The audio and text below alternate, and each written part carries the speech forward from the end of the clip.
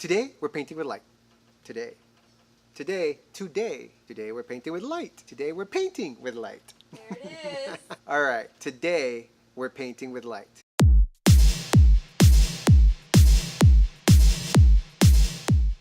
The emerging students loves the painting with light lesson. Painting with light is really cool. It requires a team of people, 4 if you're using a model, 3 if you're not using a model. Carmen, our pro model, and also from Hess Modeling Agency, did really well today. She actually stood still for 2 hours as the Spanish and English class photographed her. Towards the end of the class, we combined both and we had both English and Spanish students shooting together. So sometimes we'll merge our classes. It's actually rather enjoyable when you see everyone get along.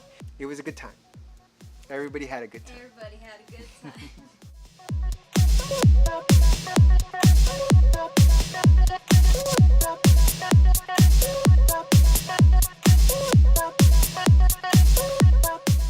Describe painting with light with one word. It's cartoony. Cartoony. Yeah. Is that a word? No. Cartoony. Yeah, it's not a word, no.